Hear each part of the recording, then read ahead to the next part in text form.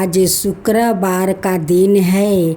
आप सुने माँ लक्ष्मी और तुलसी एक गरीब औरत की कहानी। एक गांव था। उस गांव में एक गरीब औरत रहती है।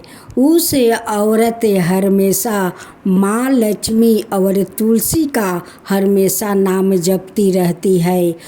जब सोने जाती है तो लक्ष्मी और तुलसी के नाम लेकर सोती है। जब राह चलती है तभी लक्ष्मी और तुलसी के नाम लेकर वो राह चलती है। जब उस औरत का भूख प्यास लगता है तो वो एक तुलसी पाता चबा कर एक गिलास पानी पी लेती है। उनकी दरवाजे पर जितना भूखे प्यासे आते हैं उन्हें भी एक तुलसी के पाता देती है एक गिलास पानी पिला देती है। लेकिन हाँ, अपने दरवाजे से खाली लौटने नहीं देती है। उनका पास कुछ भी नहीं था कि वो दान कर सके। उनके पास बस एक तुलसी पाता और एक गिलास जल। यही गरीबों को वो तुलसी पाता देकर उन्हें प्यास बुझा देती थी या कहती है कि मेरे पास तो तुलसी पाता और इस जल के सिवा कुछ नहीं है, यही आप ग्रहण कीजिए। उस औरत में तो सब्र संपन्न गुण था। बहुत उनके हृदय में माया ममता था कि अगर मेरे पास धन होता तो मैं अपना गरीबों में धन बांटती, लेकिन मेरे पास तो कुछ नहीं है कि मैं बांट सकूं।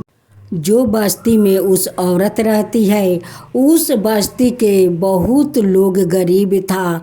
जो गरीब को देखकर उन्हें बहुत तकलीफ होता था। एक दिन की बात है, माँ लक्ष्मी और तुलसी दोनों बूढ़ा का रूप धरती है और उस औरत के दरवाजे पर आती है। कहती है कि मुझे बहुत चलते चलते गर्मी लग गया है, मेरे शरीर से इतना पसीना बह रहा है, मैं कहाँ शांत करूं, कहाँ थोड़ा हवा पाऊं कि मेरा शरीर को शांत मिले। तब उस औरत अपना घर के अंदर दोनों को ले जाती है। टूटा हुआ चौकी था एक फटे फूटे उनकी पास गुदरा था। उसी गुदरा को उस चौकी पर बिछाई थी। उसी पर माँ लक्ष्मी और तुलसी को ले जाती है सुला कर। उनके घर में तो पंखा था नहीं, अपनी आंचल से हवा देती है। सुबह से शाम हो गया हवा देते देते, शाम से फिर सुबह हो गया। वो हवा एक समान देती है, लेकिन उनकी आँख एक पल के लिए नहीं झपकती है। वो एक समान अपना आंचल से हवा देती है। माँ लक्ष्मी और तुलसी का सारा शरीर का पसीना बहकर उस गुदरा भीज गया। गुदरा भीजने के बाद गुदरा मखमल में बदल गया, चौकी सोना में बदल गया। माँ लक्ष्मी कहती है कि जो तुम हम दोनों को सुख दी है उसका सुख तुम्हें मिलेगा, ज़रूर मिलेगा। माँ लक्ष्मी सोना का सूप देती है या कहती है कि ये सूप में जो कुछ तुम झाड़ोगी वो तुम्हें सोना बन जाएगा। माँ तुलसी कहती है कि तुम जितना दान करोगी तुम्हारा कभी कमी नहीं होगा। उस औरत ने जो भी अन्न उस सूप में लेकर झाड़ती है वो सोना में बदल जाता है। अब तो उस औरत ने सारे बस्ती में सभी गरीबों को जब जब अन्न लेकर झाड़ती है सोना में बदल जाता है, ले जाकर वो गरीबों में बांट देती है। सभी बस्ती वालों को वो अमीर बना देती है। उसका पीछे वो अमीर बनती है। उस औरत का सोच कितना धार्मिक थी, जो दूसरे के बारे में सोचती थी लेकिन अपना बारे में कभी नहीं सोचती थी। वो भगवान से यही दुआ करती थी कि हे भगवान, मेरे बस्ती के सभी गरीबों को अमीर बना दीजिए, लेकिन अपना लिए वो कुछ नहीं मांगती थी। लेकिन उस औरत ने उसी शुभ के कारण अपना सभी बस्ती वासियों को अमीर बना दिया। माँ लक्ष्मी और तुलसी कहती है कि तुम धन हो बेटी, तुम धन हो, तुम ऐसे ही लुटाते रहो, गरीब को ऐसे ही दान करते रहो, तुम्हारा कभी कमी नहीं होगा। हम लोग का आशीर्वाद तुम्हारा सर पर हमेशा रहेगा। हे माँ लक्ष्मी, जैसे उस औरत को आप दुख समझी वैसे ही सबको दुख तकलीफ समझिए। हे माँ तुलसी, जैसे उस औरत को दुख समझी वैसे ही आप सबको समझिए, सबके ऊपर अपना कृपा बनाए रखिए।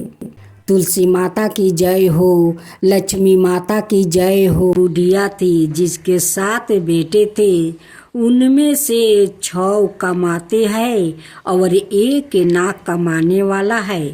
वो बुढ़िया उन 6 को अच्छी रसोई बनाकर बड़े प्रेम से खिलाती है, पर 7वें को बाचा कुचा जूठन खिलाती है। परंतु वो बहुत भोला था, अत मन में कुछ भी विचार नहीं करता है। एक दिन वो अपनी पत्नी से बोला, देखो मेरी माता को मुझसे कितना प्रेम है।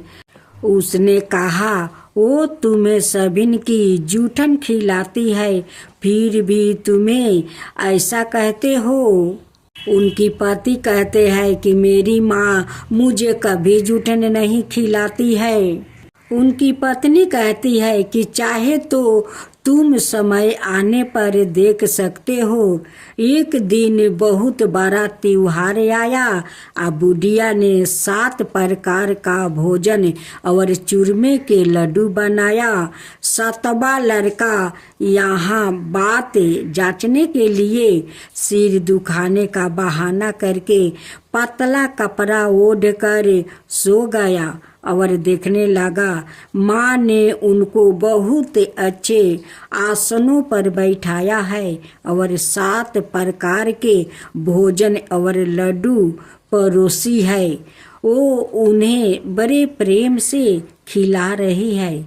जब वो 6 उठ गया तो माँ ने उनकी थालियों से जूठन इकट्ठी की और उनमें से एक लड्डू बनाया। फिर वो 7वें लड़के से बोली, अरे बेटा रोटी खा ले।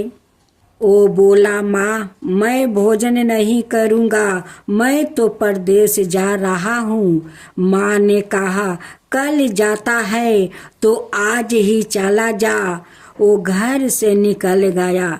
चलते समय उसे अपनी पत्नी की याद आई जो गौशाले में कंधे थाप रही थी।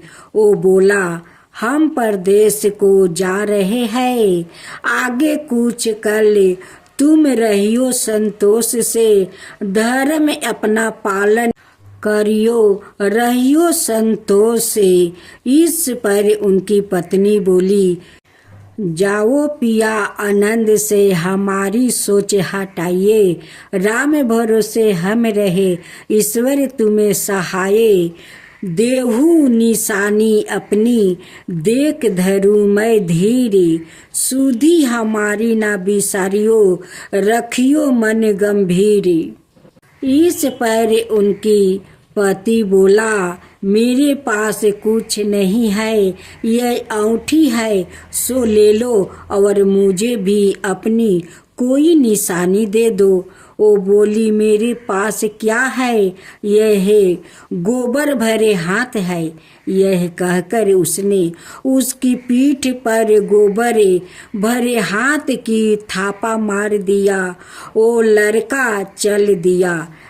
ऐसे कहते हैं, इसी कारण से विवाह में पत्नी पति की पीठ पर हाथ का छापा मारती है। चलते समय वो दूर देश में पहुंचा। वहाँ एक व्यापारी की दुकान पर जाकर बोला, भाई मुझे नौकरी पर रख लो। व्यापारी को नौकर की जरूरत थी। अत बोला, तनख्वाह काम देख कर दूंगा, तुम रह जाओ। वो सवेरे 7 बजे से रात की 12 बजे तक नौकरी करने लगा। थोड़ी ही दिनों में सारा लेन देन और हिसाब किताबें करने लगा। सेठ के साथ 8 नौकर चाकर खाने लगे। सेठ ने उसे 2-3 महीने में आधे मुनाफे का हिस्सेदार बना दिया। 12 बरस में वो नामी सेठ बन गया और उसका मालिक उसके भरोसे काम छोड़कर कहीं बाहर चला गया। उधर उसकी औरत को सास और जेठनियाँ बड़ा कष्ट देने लगी।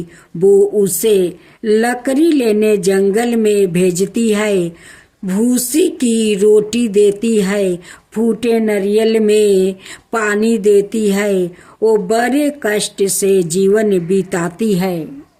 तो रास्ते में उसने कई औरतों को व्रत करते देखा। वो पूछने लगी, बहनों यह किसका व्रत है, कैसे करते हैं और इससे क्या फल मिलता है? तो एक स्त्री बोली, यह संतोषी माता का व्रत है। इसके करने से मनोवांछित फल मिलता है। इससे गरीबी, मन की चिंताएं, राज के मुकदमे, कलह, रोग नष्ट होते हैं और संतान, सुख, धन, प्रसन्नता, शांति, मन पसंद वर मिलते हैं। बाहर गए हुए पति के दर्शन होते हैं। उसने उसे व्रत करने की विधि बता दिया। उसने रास्ते में सारी लकड़ियाँ बेच दिया, गुड़ और चना ले लिया। उसने व्रत करने की तैयारी की। उसने सामने एक मंदिर देखा तो पूछने लगी, यह मंदिर किसका है? वो कहने लगे, यह संतोषी माता का मंदिर है। वो मंदिर में गई और माता के चरणों में लौटने लगी। वो दुखी होकर मिनती करने लगी, माँ मैं अज्ञानी हूँ, मैं बहुत दुखी हूँ, मैं तुम्हारी शरण में हूँ, मेरा दुख दूर करो। माता को याद आ गई। एक शुक्रवार को उसके पति का पत्र आया और अगले शुक्रवार को पति का भेजा हुआ धन मिला। अब तो जेठ जेठानी और सास नाक से कुरा के कहने लगे, अब तो इसकी खातिर बढ़ गई है, यह बुलाने पर भी बोलेगी नहीं। वो बोली, पुत्रा और धन आवे तो सभी को अच्छा है। उसकी आंखों में आंसू आ गया और मंदिर में गई और माता के चरणों में गिर कर बोली, हे माँ, मैंने तुमसे पैसा कब मांगा है? मुझे तो अपना सुहाग चाहिए। मैं तो अपने स्वामी के दर्शन और सेवा करना मांगती हूँ। तब माता ने प्रसन्न होकर कहा, जाओ बेटी, तेरा पति आवेगा। वो बड़ी प्रसन्नता से घर आई और घर का काम काज करने लगी। उधर संतोषी माता ने उसके पति को सपने में घर जाने और पत्नी की याद दिलाई। उसने कहा, माँ मैं कैसे जाऊं? परदेश की बात है, लेन देन का कोई हिसाब नहीं है। माँ ने कहा, मेरी बात माने, सवेरे नहा धोआ करे, मेरा नाम लेकर घी का दीपक जलाकर दंडवत करके दुकान पर बैठना। देखते ही देखते सारा लेन देन साफ हो जाएगा, धन का ढेर लग जाएगा। सवेरे उसने अपने सपने की बात सभी से कही तो सभी दिलगी उड़ाने लगे। वो कहने लगे कि कहीं सपने भी सच होते हैं। पर एक बूढ़े ने कहा, भाई जैसे माता ने कहा है वैसे ही करने में क्या डर है? उसने नहा धोआकर माता को दंडवत करके घी का दीपक जलाया और दुकान पर जाकर बैठ गया। थोड़ी ही देर में सारे लेन देन साफ हो गया, सारा माल बिक गया और धन का ढेर लाग गया। वो प्रसन्न हुआ और घर के लिए गहने और सामान बेगौरों खरीदने लगा। वो जल्दी ही घर को रवाना हो गया। उधर बेचारी उसकी पत्नी रोज लकड़ियाँ लेने जाती है और रोज संतोषी माता की सेवा करती है। उसने माता से पूछा, हे माँ, यह धूल कैसी उड़ रही है? माता ने कहा, तेरा पति आ रहा है, तू लकड़ियाँ के 3 बोझा बना ले, एक नदी के किनारे रख दे, एक यहाँ रख दे और तीसरा अपने सिर पर रख ले। तेरे पति के दिल में उस लकड़ी के गूठा को देख कर मोह पैदा होगा। जब वो यहाँ रुक कर नाश्ता पानी करके घर जाएगा तब तू लकड़ियाँ उठाकर घर जाना और चौखट के बीच में गूठर डालकर जोर जोर से 3 बार आवाज लगाना। सासू जी, लकड़िया का गूठा लो, भूसी की रोटी दो और नारियल के खोपड़ी में पानी दो। आज मेहमान कवन आया है? इसने माँ के चरणों छुआ और उसके कहे अनुसार सारा कार्य किया। वो तीसरा गूठर लेकर घर गई और चौखट में डालकर कहने लगी, सासू जी, लकड़िया का गूठर लो, भूसी की रोटी दो, नारियल के खोपड़ी में पानी दो। आज मेहमान कवन आया है? यह सुनकर सास बाहर आकर कपट भरे वचनों से उसके दिए हुए कष्टों को भुलाने के लिए कहने लगी, बेटी, तेरा पति आया है, आ मीठा भात और भोजन करे और गहने कपड़े पहने। अपनी माँ के ऐसे वचन सुनकर उसका पति बाहर आया और अपनी पत्नी के हाथ में अंगूठी देख कर बेयाकुल हो गया। उसने पूछा, यह कौन है? माँ ने कहा, यह तेरी बहू है, आज 12 बरस हो गया। यह दिन भर घूमती फिरती है, काम काज करती नहीं है, तुझे देख कर नखरे करती है। वो बोला, ठीक है, मैंने तुझे और उसे देख लिया है, अब मुझे दूसरे घर की चाबी दे दो, मैं उसमें रहूँगा। माँ ने कहा, ठीक है, जैसी तेरी मर्जी, और उसने चाबिया का गुच्छा पटक दिया। उसने अपना सामने तीसरी मंजिल के ऊपर के कमरे में रख दिया। एक ही दिन में वो राजा का समान ठाठ बाट वाले बन गया। इतने में अगला शुक्रवार आया। बहू ने अपनी पति से कहा, मुझे संतोषी माता के व्रत का उद्यापन करना है। वो बोला, बहुत अच्छा, खुशी से कर लो। जल्दी ही उद्यापन की तैयारी करने लगी। उसने जेठ के लड़कों को जिमाने के लिए कहा, उन्होंने मना लिया। पीछे से जेठानियों ने अपने बच्चों को सिखा दिया, तुम खटाई मांगना जिससे उसका उद्यापन पूरा ना हो। लड़कों ने जिम कर खटाई मांगी। बहू कहने लगी, भाई, खटाई किसी को नहीं दी जाएगी, यह तो संतोषी माता का प्रसाद है। लड़के खड़े हो गया और बोले, पैसा लाओ।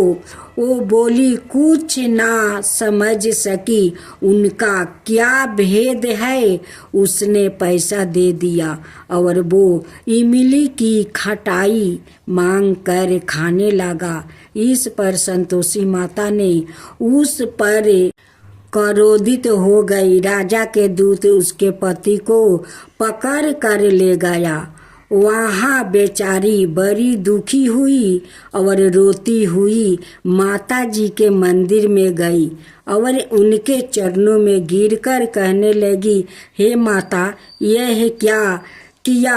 हंसा कर अब तू मुझे क्यों रुलाने लगी? माता बोली, पुत्री, मुझे दुख है कि तुमने अभिमान करके मेरा व्रत तोड़ा है और इतनी जल्दी सब बातें भुला दिया है।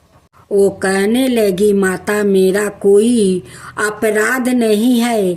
मुझे तो लड़कों ने भूल में डाल दिया है। मैंने भूल से ही उन्हें पैसा दे दिया। माँ, मुझे क्षमा करो, मैं दोबारा तुम्हारा उद्धापन करूँगी। माता बोली, जा, तेरा पति रास्ते में आता हुआ ही मिलेगा। उसे रास्ते में उसका पति मिला। उसके पूछने पर वो बोला, राजा ने मुझे बुलाया था, मैं उससे मिलने गया था। वो फिर घर चल गए। कुछ ही दिन बाद फिर शुक्रवार आया। वो दोबारा पति की आज्ञा से उद्धापन करने लगी। उसने फिर जेठ के लड़कों को बुला दिया। जेठानियों ने फिर वही बात सिखा दी। लड़के भोजन की बात पर फिर खटाई मांगने लगा। उसने कहा, खटाई कुछ भी नहीं मिलेगा, आना हो तो आओ। यह कहकर वो ब्राह्मणों के लड़कों को बुलाकर भोजन कराने लगी। यथाशक्ति उसने उन्हें दक्षिणा दी। संतोषी माता उस पर बड़ी प्रसन्न हुई। माता की कृपा से 9वें मास में उनके एक चंद्रमा के समान सुंदर पुत्रा हुआ। अपने पुत्रा को लेकर वो रोजाना मंदिर जाने लगी। एक दिन संतोषी माता ने सोचा कि यह रोज आती है, आज मैं इसके घर चलूं, इसका संसार देखूं। यह सोचकर उसने एक भयानक रूप बनाया। गुड़ चने से साना मुख के ऊपर लगा लिया। सूर्य के समान ओठ, जिन पर मक्खियाँ भिन भिन आ रही थी। इसी सूरत में वो उसके घर गई। डेहली में पाँव रखते ही उसकी सास बोली, देखो कोई डाइन आ रही है, उसे भगाओ नहीं तो किसी को खा जाएगी। लड़के भाग कर खिड़कियाँ बंद करने लगे। 7वें लड़के की बहू खिड़की से देख रही थी। वो ही से चिल्लाने लगी, आज मेरी माता मेरे ही घर आई है, आज मेरी माता ही मेरा ही घर आई है। यह कहकर उसने बच्चों को दूध पीने से हटा दिया। इतने में सास बोली, पगली, किसे देख कर उतावली हुई है, बच्चे को पटक दिया है। इतने में संतोषी माता के प्रताप से वहाँ लड़के ही लड़के नजर आने लगे। बहू बोली, सासू जी, मैं जिसका व्रत करती हूँ यह वो ही संतोषी माता है। यह कहकर उसने सारी खिड़कियाँ खोल दिया। सबने संतोषी माता के चरणों पकड़ लिया और मिनती करने लगे, हे माता, हम मूर्ख है, अज्ञानी है, पापनी है, तुम्हारे व्रत की विधि हम नहीं जानती। तुम्हारा व्रत भंग कर हमने बहुत बड़ा अपराध किया है। हे जगत माता, आप हमारा अपराध क्षमा करो। इस पर माता उन पर प्रसन्न हुए। बहू को जैसा फल दिया वैसा ही माता सबको देना। मैं तो आरती उतारू रे संतोषी माता की, मैं तो आरती उतारू रे संतोषी माता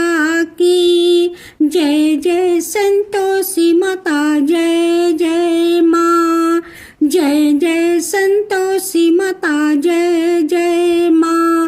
बड़ी ममता है बड़ा प्यार माँ की आँखों में, बड़ी ममता है बड़ा प्यार माँ की आँखों में, बड़ी करुणा माया दुलार माँ की आँखों में, बड़ी करुणा माया दुलार माँ की आँखों में।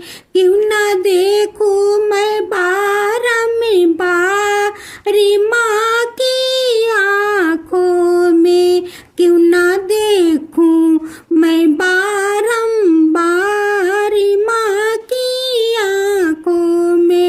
दिखे हर घड़ी, दिखे हर घड़ी नया चमत्कार माँ की आँखों में, देखे हर घड़ी नया चमत्कार माँ की आँखों में। नित्र करो झूम झूम झूम झुमा झूम झूम बाकी निहारो रे, बाकी निहारो रे। मैं तो आरती उतारो रे संतोषी माता की, मैं तो आरती उतारो रे संतोषी माता की। जय जय संतोषी माता जय जय माँ, जय जय संतोषी माता जय जय माँ। सदा करके पुकारी माँ की मंदिर में, सदा करके पुकारी माँ की मंदिर में, माँ की मंदिर में। बड़े दान के भरे है भंडार माँ की मंदिर में, बड़े दान के भरे है भंडार माँ की मंदिर में। धूप करो दीप करो प्रेम सहित भक्ति करो जीवन सुधारो रे।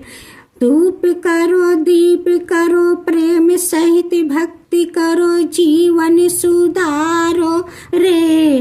प्यारा प्यारा जीवन सुधारो रे। मैं तो आरती उतारू रे संतोषी माता की, मैं तो आरती उतारू रे संतोषी माता की। जय जय संतोषी माता जय जय माँ, जय जय संतोषी माता जय जय माँ।